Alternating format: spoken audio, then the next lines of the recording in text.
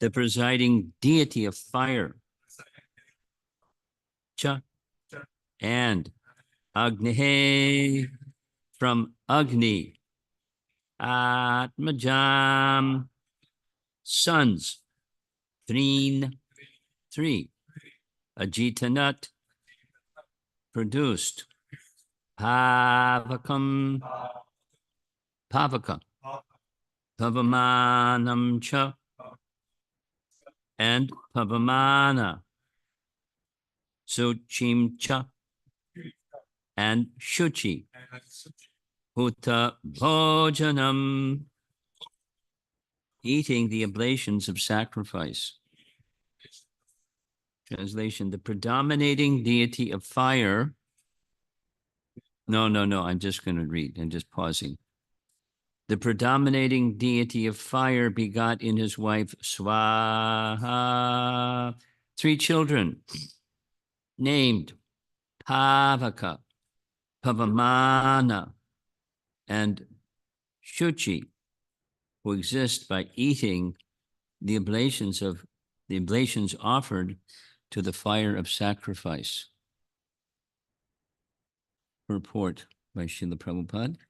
After describing the 10 descendants of the 13 wives of Dharma, who are all daughters of Daksha, Maitreya now describes the 14th daughter of Daksha, Swaha, and her 3 sons. Oblations offered in the sacrificial fire are meant for the demigods. And on behalf of the demigods, the 3 sons of Agni and Swaha, namely Pavaka, Pavamana, and Shuchi, accept the oblations.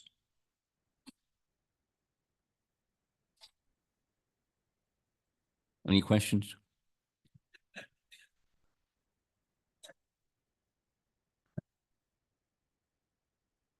Let's go back a little bit to get, I went back a little bit to get the context of what's the topic here. And go back into the 3rd canto. What's being described in the 3rd canto that leads to the 4th canto are 2 of the topics of the 10 topics of the Bhagavatam. 2 of the 10 topics of the Bhagavatam are Sarga and Visarga. Put in simple language. Sarga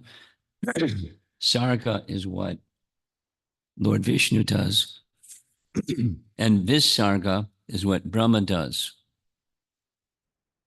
and those who assist him, the Prajapatis. So going back to 3rd canto,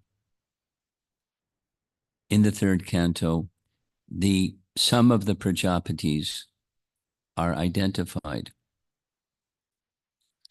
Some of those Prajapatis that are identified are the daughters of Daksha were given to various sages. The various sages were direct offspring of Lord Brahma. And the daughters of Daksha were given in marriage to those sages. And, one of the Kardama Muni and Devahuti. So in the beginning of this 4th canto, chapter 1, it's repeat. There's Swayambhuva Manu and Swayambhuva Manu's good wife, Shatarupa, and they have 3 daughters.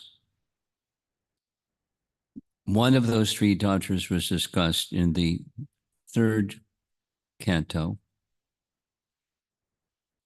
Devahuti, and now the other 2 daughters and their descendants, because what's going on is Brahma created the universe, And then he needed to fill up the universe with good offspring and all the species.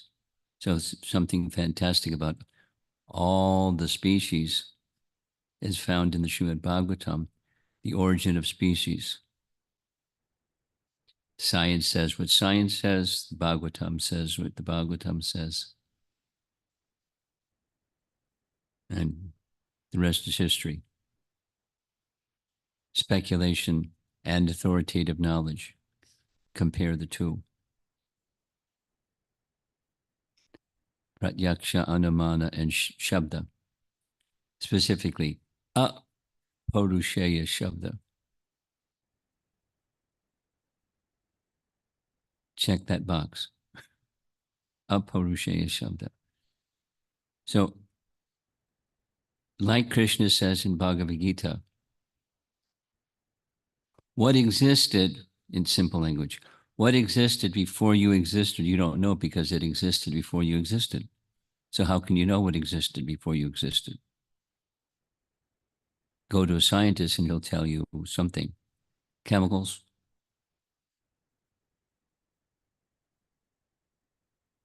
Prove me wrong. Prove you're right, sir. Anyway, so what existed before we existed is unknown. Unless there's one option.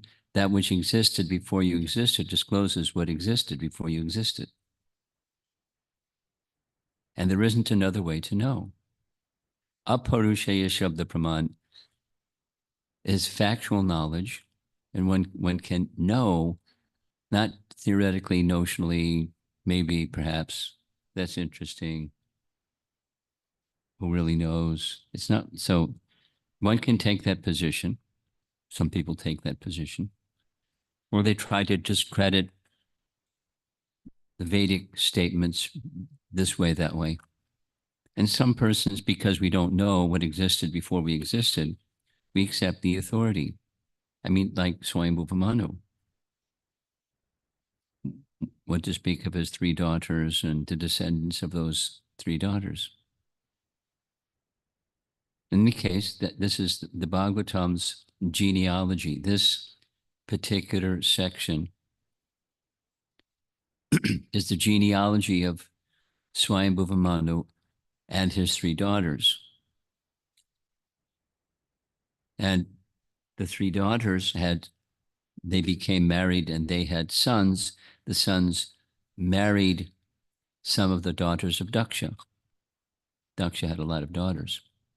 He had some sons first, but anyway, Narada took care of that. So the daughters then produced offspring to fill up the universe, which was what Daksha had in mind.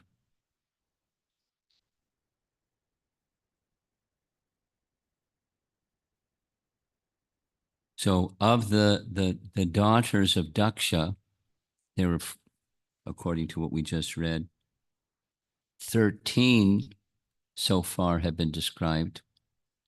Those 13 daughters of Daksha were given in marriage to Dharma, and that's what you read just before this verse. And now is daughter number 14,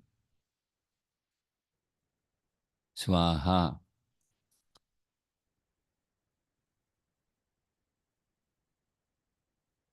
Next time I attend a yajna and the priest is pouring ghee into the fire and calling her name, it's going to mean a lot more to me than just the ritual.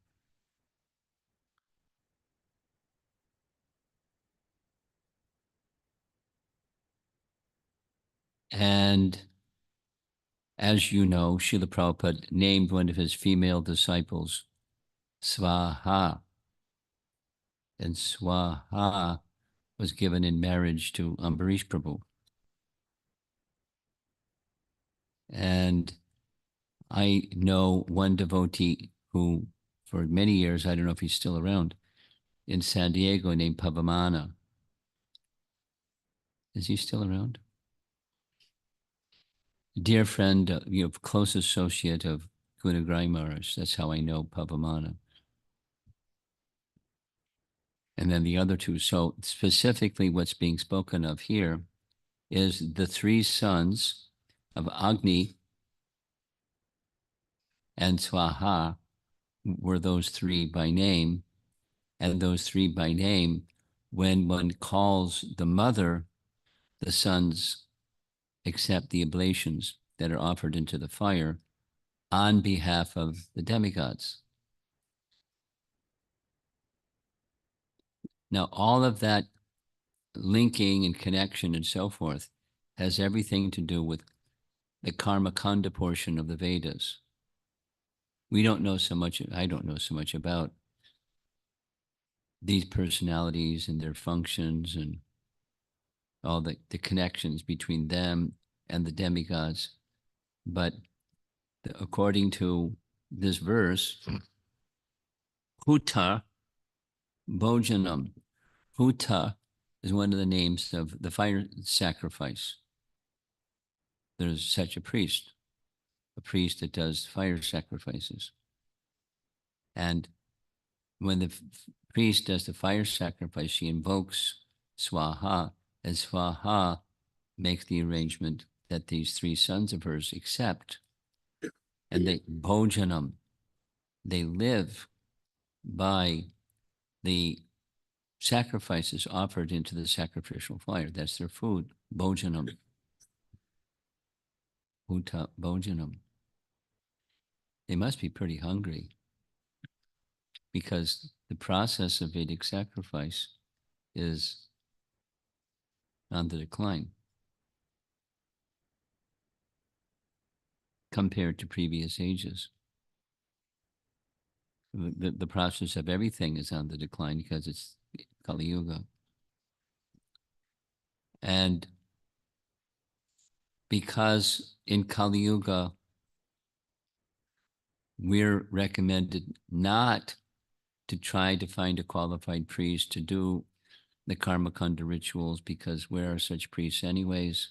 And it's not the purpose of the Vedas anyways. So we're requested just chant Hare Krishna. So what about these three sons of Swaha? What do they do? The explanation is, as the root of a tree is nourished, then all the twig, leaf, branches, etc. of the tree are nourished. So they get their necessities the same way all other living entities get their necessities by this one thing. Hare Krishna, Hare Krishna, Krishna Krishna, Hare Hare, Hare Rama, Hare Rama. Very simple. So simple that some people object. How can it be? And it has everything, how it can be, has everything to do with the purpose of the Vedas. As we know, the purpose of the Vedas is to know Krishna. Question, how is karma kanda rituals going to lead or assist one to come to knowing Krishna? That's a good question. Well, it's from the unregulated to become regulated enough through that taking shelter of the process to fulfill one's desires through Vedic sacrifice when there is in fact a qualified priest, etc., etc., etc., etc. Then there's elevation from the lower modes to the higher modes. Supposing that's all that one wants is the higher modes and the fruits of those higher modes, then that's what one gets, or one may get. First, you find a qualified priest. But it's a gradual progression that may, depending upon the association that one has, it may lead to yoga, where the rituals are done consciously, purposefully, not just for the satisfaction of the devas or the satisfaction of the three sons of Swaha that take the offerings and offer them to the devas, but for the purpose of Yajna Vishnu.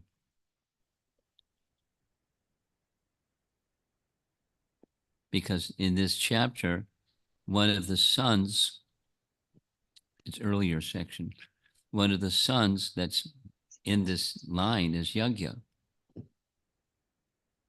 It's a little complicated, but Yajna accepts the sacrifice. So there's the devas accept, but the purpose, the higher purpose is to satisfy Vishnu, because Vishnu is satisfied when people properly offer the respect to the devas, even if they're ambitious to get this for that. The mercantile mentality, still Vishnu, when the stage comes that the satisfaction of Vishnu is the conscious purpose, he's satisfied even in the indirect, what to speak of the direct.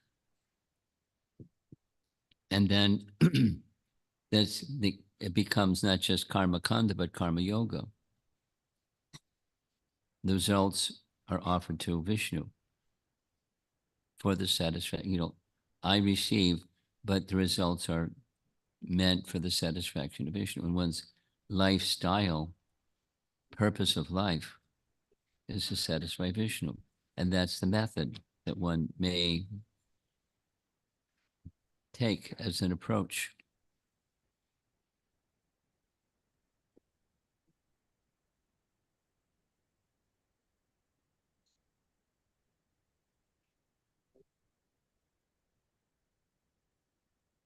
When somebody joins the Hare Krishna, last night I met somebody who introduced me to a young man that came to the Harmony Collective for the first time.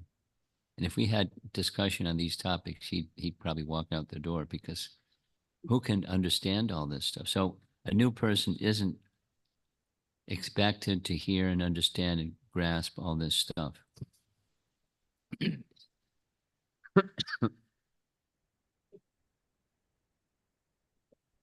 But the Vedic process is there.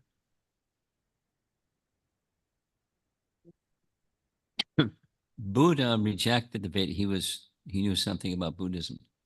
Buddha rejected the Vedas. There was an external and an internal purpose. The external was, within the Vedas, there's a process of sacrifice of an animal. Forget it. I reject the Vedas explicitly. I'm going my own way. Some people do like that. Buddha did like that. And then he gave some teachings. Don't follow the Vedas, follow me. Don't sacrifice animals. Anyway. And then XYZ teachings that speak nothing of the soul. This is part of our little discussion. Buddha never explicitly says, there is no soul. He doesn't say there is. He doesn't explicitly say there isn't. He just speaks in indirect language without going into his indirect language. He doesn't identify there is a soul. Major difference. So what's self-realization if there isn't a self? Nirvana. What's nirvana? Nothingness. Yummy. That's when you're really good. You get to nothingness. And sad, you may think there's somethingness, but there really isn't somethingness. It's just nothingness.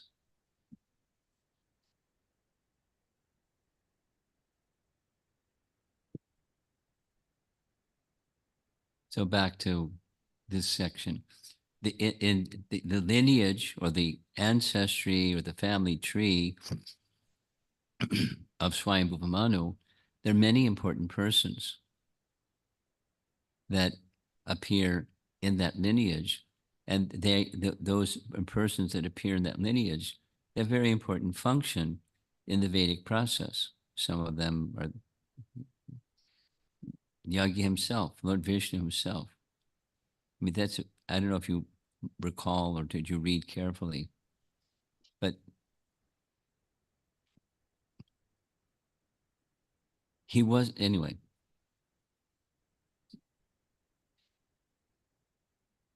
the father of Yagya gave his son Yagya to his father-in-law because it was a deal. It was a promise. The father-in-law said, "Please take my daughter in marriage, and the first son that is born, please entrust that first son that's born to me so that I can train my son." He already had two sons, but he knew that his daughter would give birth to an incarnation, Vishnu, named Yagya. So the son-in-law accepted. The son became Yagya. And there was a daughter. And the daughter, should I say it, was an incest relationship. The daughter was a partial incarnation of Lakshmi. Lakshmi, the daughter, married her brother. By material standards, that's not to be done. But, that's Lakshmi and Vishnu. So it was done. I don't know if you caught that, but it's an interesting detail. Orchestrated by the personality of Godhead. There's other examples in Vedic literature where such a thing happened. And it's obviously the exception. It's not, "Oh, look at this, so we should do the same. It's okay, we can do." Not like that. Anyway, daughter number 15 was entrusted to Agni in marriage. Now, there's a whole Mahabharat story about Agni had indigestion, too much ghee, too much yagya. So he needed a certain medicinal herb that was in a forest. And every time he tried to devour the forest, rain would come, so he couldn't devour the forest. Anyways, long. Arjuna saved the life of Mayadanava, who was hiding in the forest. And then Mayadanava having his life being saved by Arjuna, because Agni was going to devour the whole forest.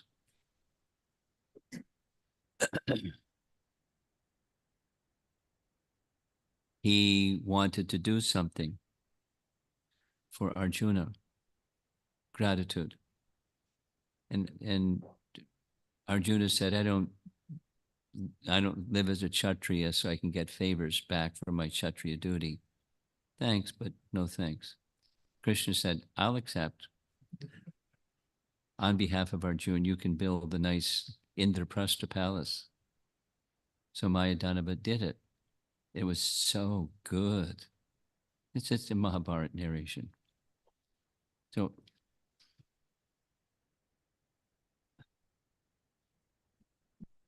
one can take it, stories. And one can take it as Vyasadeva is not the storyteller. He doesn't write fiction. These are histories. And there's a function. Agni married Swaha, and the daughters of Swaha, or the sons of Swaha and Agni, they accept the offerings into the fire. and pass it on to the demigods. Now, it doesn't give the technology of how they pass it on to the demigods. That's okay. It's just a principle. And Bhagavatam is very interesting, isn't it? What do we know about anything, including what existed before we existed?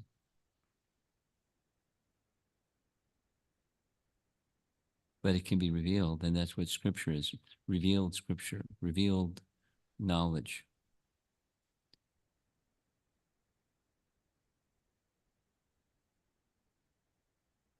For us, we read Srimad Bhagavatam with faith. And reading Srimad Bhagavatam with faith doesn't mean that we can understand everything. I mean, we all have experience. We don't understand everything. Not just fifth canto. We don't understand everything. That's okay. It's purifying nonetheless. Why purifying? It's in relation to the Supreme Personality of Godhead.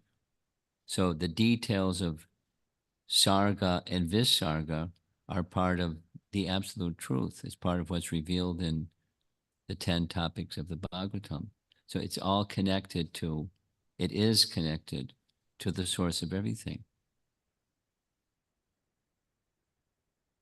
Therefore, it's of interest, whether we understand the detail or not. Maitreya is narrating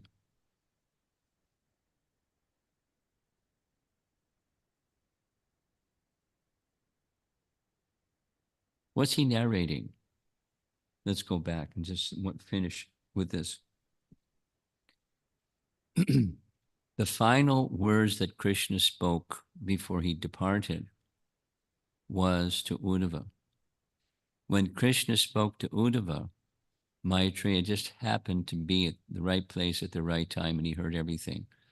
What the words were are not identified.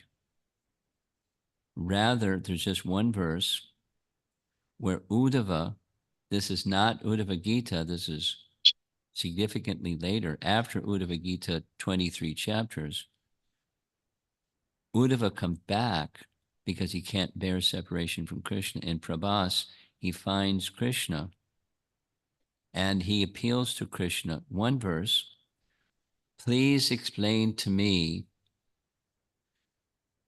all that you taught to Lord Brahma.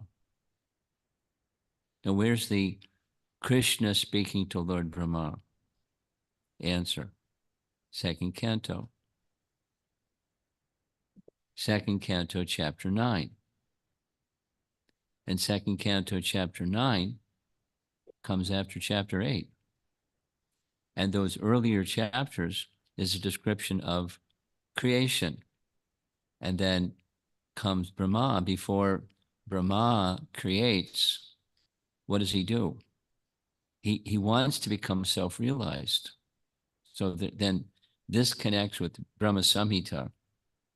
He's born from the navel of Garbhodakshay Vishnu on a lotus flower. What an interesting birth, huh? And he is darkness in all directions, etc., etc., etc., etc. He undergoes tapasya because he hears tapa, tapa, tapa for 100 celestial years with darkness in all direction. Because there's no sun, there's nobody, just him, etc., etc., etc. And after his tapasya for 100 celestial years, Lord Vishnu comes before him, reveals not only him, but the whole Vaikuntha with all the 16 and 24 and 5 and, all the energies, the spiritual potencies. And Brahma, you pleased me very much by your austerities. Whatever it is that you desire will be known by you. Please state what your desire is. So then he states, I want to understand how you're all spiritual, and from your all spiritualness comes material. It's in relation to his upcoming service to build the universe. There's no universe yet. There's just Vishnu and his spiritual potencies. So that's his question. What's the relationship, sambandha, between your spiritual potencies and these material potencies? He doesn't say, because I know that you're going to ask me to build the universe, so I need to know the technology. Send me to college, please. My engineering school, so I can understand how to build the universe. He doesn't say that, but that was his question. And then the Chatur Sloki verses follow, which is just essences. Now, in the Bhagavatam, third canto, where Vidura, excuse me, where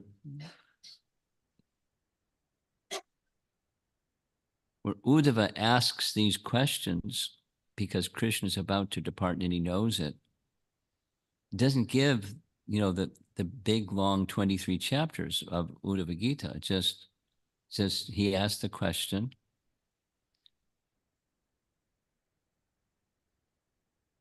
and then that's the closure. We know the question because Uddhava tells to Vidura what he asked. And then Krishna answered, and Krishna left. Maitreya was there. So what Maitreya is presenting, in part, is, one can say, is the knowledge, the transcendental knowledge that he received from Krishna to Uddhava, plus whatever other resources he had to draw from. So all of this is transcendental knowledge in relation to Krishna. So that's why we're interested. I mean, the details are also interesting, but it's not just curiosity kind of interesting, it's in relation to Krishna interesting. And that's important when we read Srimad Bhagavatam. That's the purpose, to enhance the understanding of the relationship of all things with the source of emanation, Krishna. So there's details and details. Without the details, the principle holds. The details are just to elaborate on the principle. Krishna is the source of everything. He's the cause of all causes.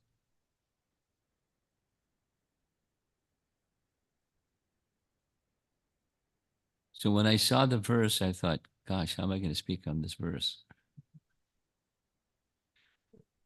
Let me give it a try. Let's see if there's some discussion. Yes.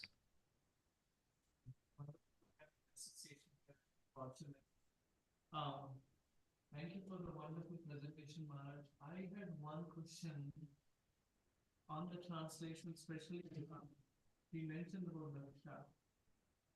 I was just contemplating on that. This coming from Sadhu Sangha, where the theme was taking up responsibility. Where the what? Just coming back from Sadhu Sangha, where the theme was taking up responsibility based on whatever Srimad Bhagavatam classes were given there. When I see this example, and I'm just thinking at back of my mind, when I see further down about how Daksha is dealing with Lord Shiva. That's the next chapter. Correct. Thank you, Maharaj.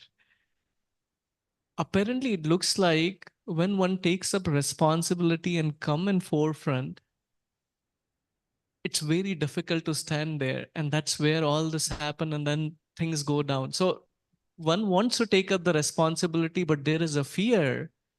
By seeing these examples, it's better to just be. No. So how do we? Shame on you. Better to become a stone. look,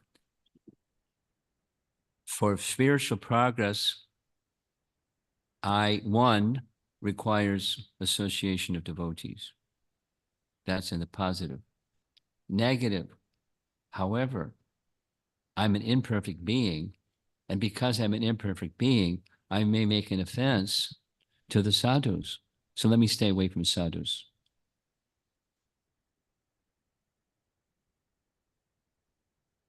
Huh? Just associate with sadhus properly. Supposing you make mistakes. Conditioned souls make mistakes. Mistake is different than purposeful offense. So back to the premise of taking responsibility. Don't stay away from responsibility. Just when you're given responsibility, stay away from pride.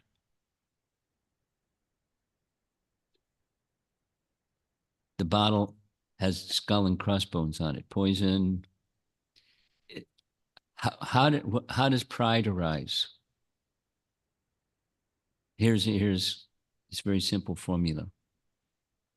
Fruits of piety plus a heart that's impure equals pride. So our heart's not pure. You're taking up responsibility to do something that the Bhagavatam says is important to do, but my heart's not pure. So I'm going to get proud. Yoga Kishore, what do you think about what he's saying? Don't take up responsibility because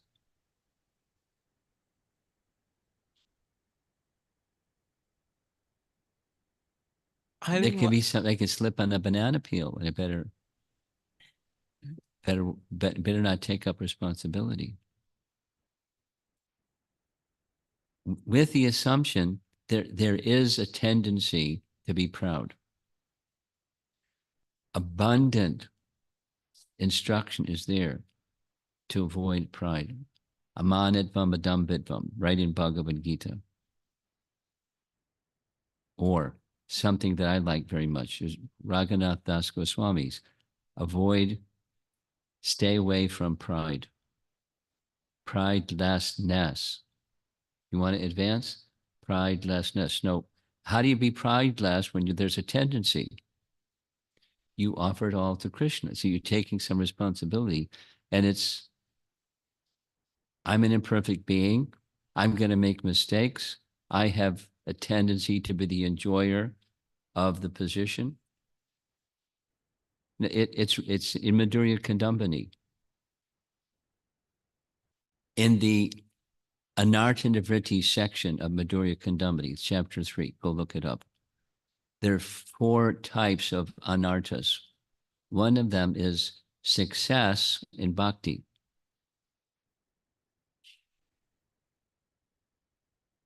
Take up some service according to the teachings of the Bhagavatam. And then supposing you're a little bit successful, then you can be proud. The success is not the problem. The pride is the problem, being the enjoyer of.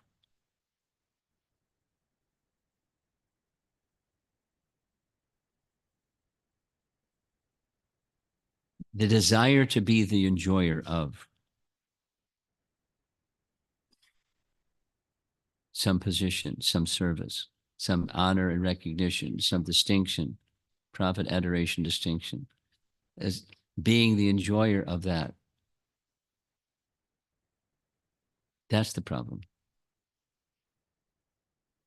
So read the label on the bottle. It's not meant for you. It's meant for Krishna. But the tendency is for me because I'm conditioned. So how do I get unconditioned without service and without taking responsibility?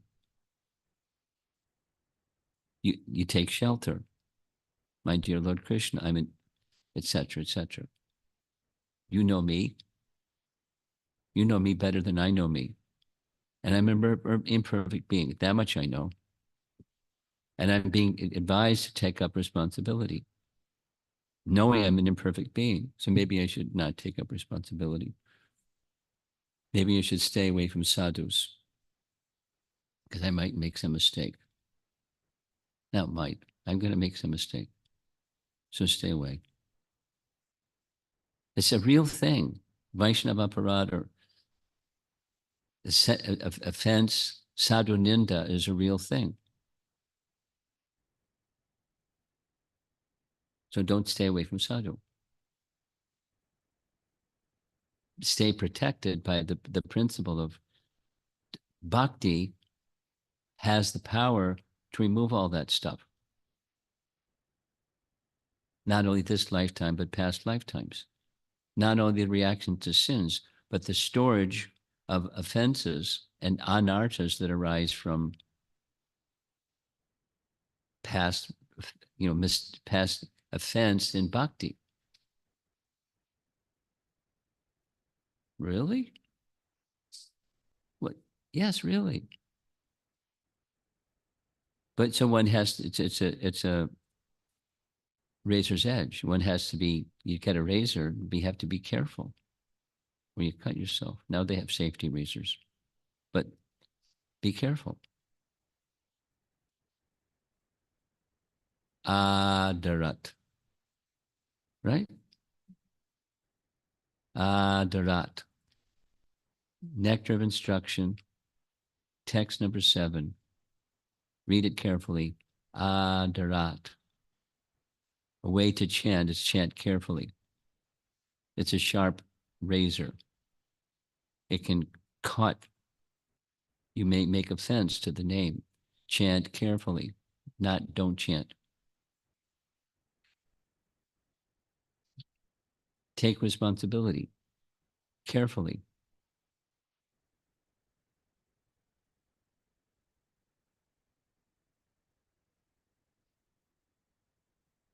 Over here.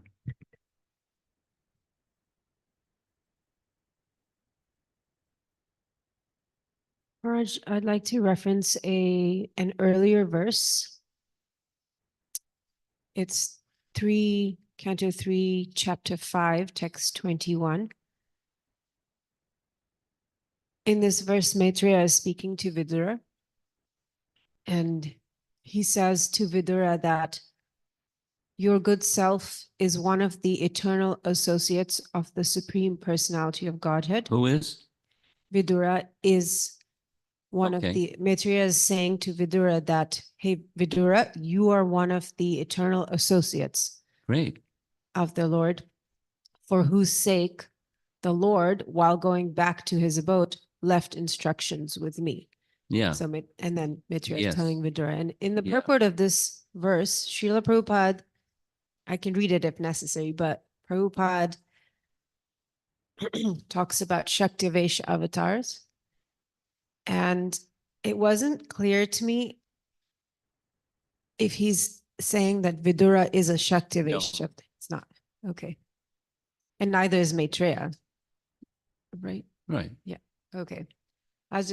The question came up in one of our discussions and I couldn't make it clear Well, why. an eternal associate is not Shaktivesh avatar. An eternal associate is an eternal associate.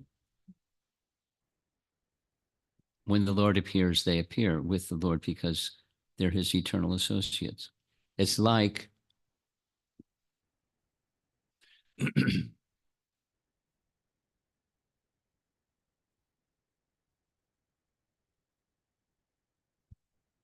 Wednesday evening, I gave a class to the devotees in China on Canto 11, Chapter 1. So it's fresh. It's Wednesday evening. This is Friday morning. In Canto 11, Chapter 1, it's all done. The Kurukshetra battle is done. Krishna has killed all the demons. The purpose for which he appeared in this world is now fulfilled. Brahma comes to him with folded hands, says, "You fulfilled your purpose. We asked you, you've took care of it. You removed from the surface of the earth the demoniac persons. If you so desire, you may return to your eternal abode."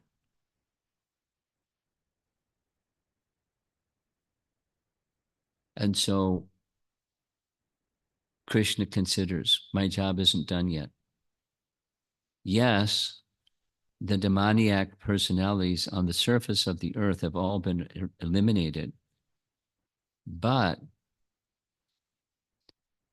two things. The Yadu dynasty members, they remain. And two things. One, without my presence, with the advancement of the age of Kali, they're invincible. And they can go off the rail. You know, they can become degraded by the influence of the age of Kali. And so they need to be removed also. My job isn't done yet. Second, some of them, this is responsive to the question you asked. Some of them are demigods, and I want to make an arrangement for them to go back to their position in the heavenly realm. Not like they hung up a sign for 125 years saying out to lunch, be back again in 125 years. Partial expansion of them appeared, but they were to return. And some of the associates of Krishna are eternal associates. Some of the Yadu dynasty members, Uddhava, Vidura is not Yadu dynasty member. He's from another dynasty, but that's okay. He's an eternal associate. So Krishna made arrangement for the eternal associates to go back to Vaikuntha and for the demigods to go back to the demigod realm. So there's two in the Yadu dynasty, that specific section, there's different destinations from which they came and where they're going to go back to. So it doesn't mean they're Shakti Vaishavatars, eternal associates. Just as a follow-up to what you just Sure. Vidura filled the post of Yamaraj. Did he go back to that post, or we don't know? Or because it's mentioned in that purport too, it talks about that. It says that the purpose isn't just to fulfill a post, Anyway, I can read the.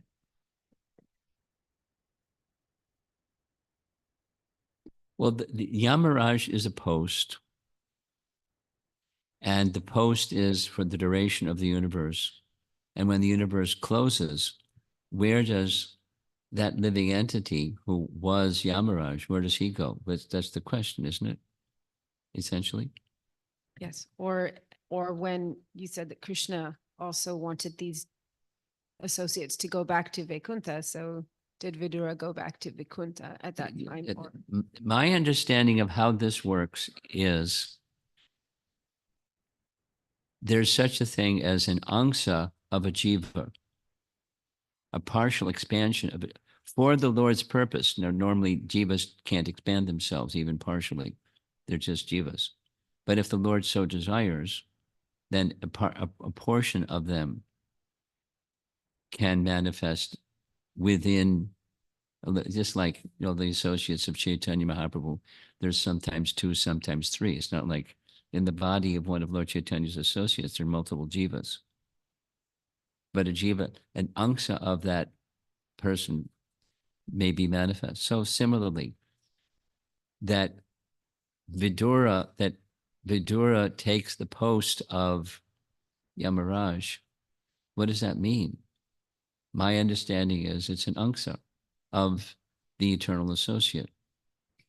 And then when the universe is over, and where does that living entity or that angsa, it enters back into the source of that angsa, who's an eternal associate.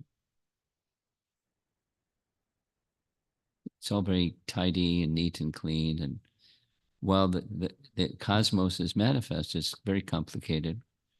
And to trace the origin of everyone and everything, they're very complicated. But Krishna has demigods and Krishna has eternal associates, and the eternal associates, just like,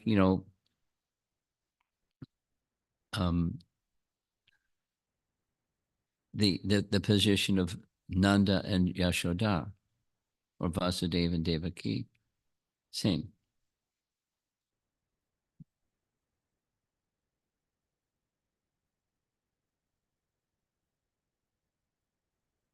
Hare Krishna.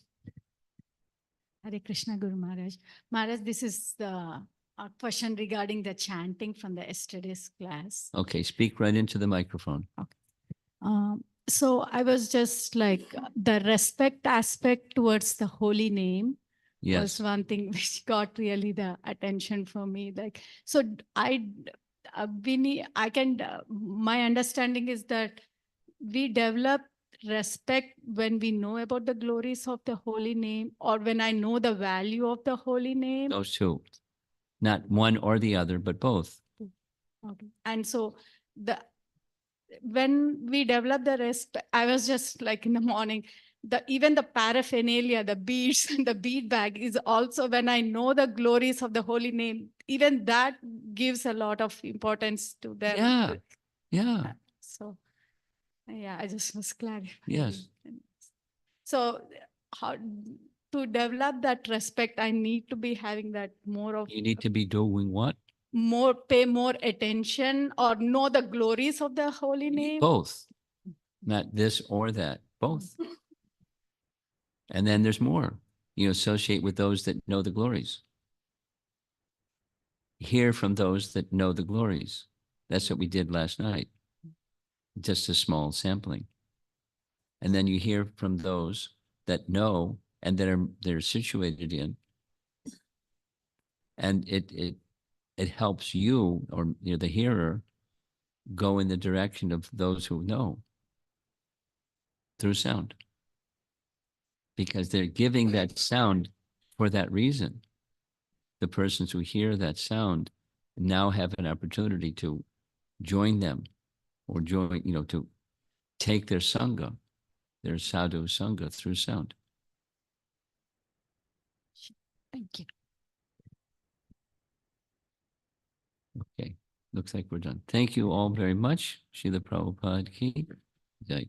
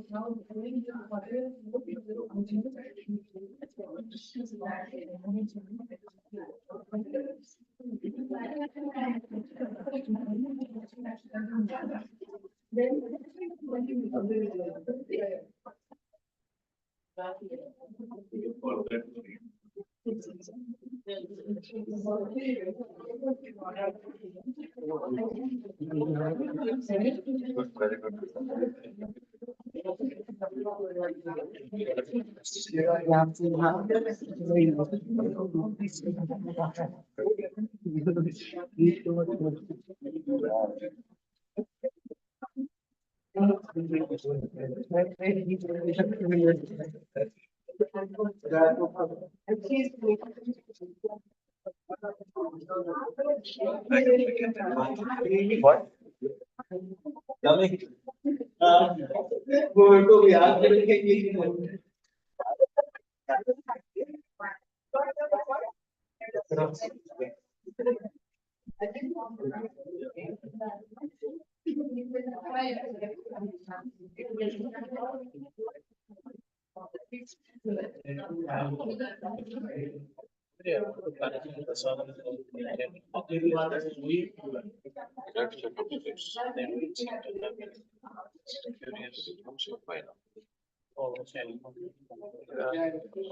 You know where it is, right? The park. Upstairs.